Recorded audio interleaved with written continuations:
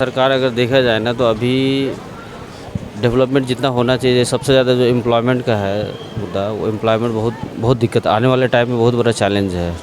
Government की कमी है जो वो रिसोर्स तैयार नहीं कर पा रही है। तो हाथ जोड़कर आती है, भाइयों बहनों तुम ही हमारे मालिक हो, वगैरह वगैरह जो भी है, ठीक है। उसके बाद काम निकल जाता है, फिर वो निरंकुश राजा होता है ना, मनमानी करता है जो, वो उस तरह का वो सिद्धांत चलते हैं। अभी तो 70 साल से जो आज़ादी से अब तक है ना, जो दबे हुए हैं वो खुलेंगे।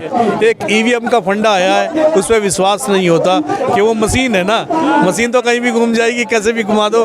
तो इस तरह से ब्रिजभूषण पर एक्शन होना चाहिए, क्योंकि हमारा इतना बड़ा प्रजातंत्र है, वर्ल्ड का सबसे बड़ा प्रजातंत्र है हमारा देश, पर संविधान के अनुसार वो चल नहीं रहा जिसको चलना चाहिए था। क्योंकि यहाँ पर सरकार जो भी आती है वो अपनी मनमानी करती है। पहले तो हाथ जोड़कर आती है, भाइयों बहनों तुम ही हमारे मालिक हो, वगैरह वगैरह जो भी है, ठीक है। उसके बाद काम निकल जाता है, फिर वो निरंकुश राजा होता है ना, मनमानी करता है जो, वो उस तरह का वो सिद्धांत चलते हैं। आज़ादी से अब तक हमें जो हमारी प्रगति देश की होनी चाहिए थी वो नहीं हो पाई। अभी तो 70 साल से जो आज़ादी से अब तक है ना, जो दबे हुए हैं वो खुलेंगे हकीकत में।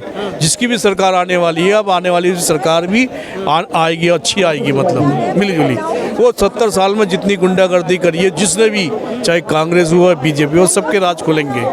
ये वर्ल्ड का सबसे बड़ा डेमोक्रेटिक कंट्री है, फिर भी यहाँ पर उसके हिसाब से नहीं चला जा रहा है, क्योंकि मनमानी करते हैं। शायद सुप्रीम कोर्ट भी थोड़ी बहुत अपनी मनमानी करता है चुनाव को, उसमें अपना सिलेक्शन के लिए, और ये भी अपनी गुंडागर्दी पूरी दिखा रहे हैं। पर ऐसा होना नहीं चाहिए।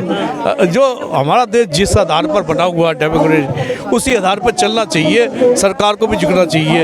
एक ईवीएम का फंडा आया है, उस पर विश्वास नहीं होता कि वो मशीन है ना, मशीन तो कहीं भी घूम जाएगी, कैसे भी घुमा दो। तो इस तरह से तो कुछ शायद सरकार इस वजह से डरती रही कि हमारी ईवीएम हमारे हाथ में, हम जैसे मर्जी घुमा दें। सरकार अगर देखा जाए ना तो अभी डेवलपमेंट जितना होना चाहिए, सबसे ज़्यादा जो एम्प्लॉयमेंट का है मुद्दा, वो एम्प्लॉयमेंट बहुत दिक्कत आने वाले टाइम में बहुत बड़ा चैलेंज है। क्योंकि जो इतना यहाँ की जो पॉपुलेशन है उसके हिसाब से एम्प्लॉयमेंट जनरेशन नहीं है, जो बहुत बड़ा चैलेंज है।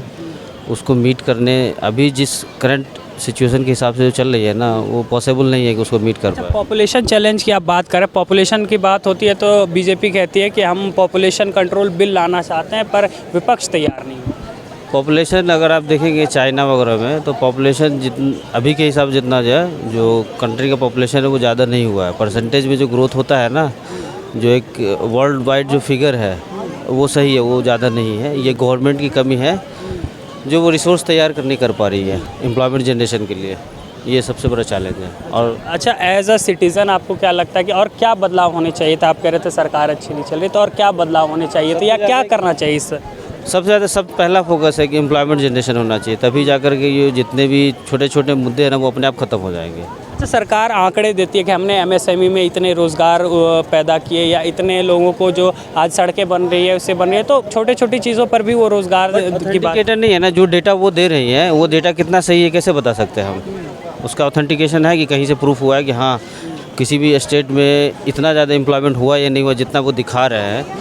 अगर ग्राउंड लेवल पे देखेंगे तो मेरे हिसाब से नहीं है, 50% भी मीट नहीं करता। आप तो देख रहे होंगे क्या डेवलपमेंट है, ये डेवलपमेंट थोड़ी ना है। अच्छा, आपके हिसाब कंट्री को देखें, अदर कंट्री को देखें, वहाँ देखें, फिर यहाँ देखें। अदर कंट्री की अगर आप बात करेंगे तो फिर बीजेपी कहने लग जाएगी कि भाई अभी पूरी दुनिया में मंदी चल रही है, तो हमारा देश तो आगे ही बढ़ रहा है, पीछे तो जाने। कहाँ पे आगे बढ़ रहा है बताएंगे? कहीं आप ही बताइए कहीं आगे बढ़ रहा है तो। बीजेपी अपना जब वो दिखाती है कि वो कहती है मैन्युफैक्चरिंग हमने देखिए इतना किया है, इंफ्रास्ट्रक्चर डेवलपमेंट किया है, सड़कें बनवाई है, पुल रेलवे कह रही थी ना कि चाइना में जो है मतलब बहुत सारे ने अपना प्रोडक्शन यूनिट बंद कर दिया, लेकिन कितने ने यहाँ स्टार्ट किया? कह रही थी ना कि हम यहाँ रिसोर्स नहीं दे पा रहे हम लोग। जो इंफ्रास्ट्रक्चर चाइना के पास था वैसा हम लोग देंगे नहीं तो कैसे आएगा इन्वेस्टर?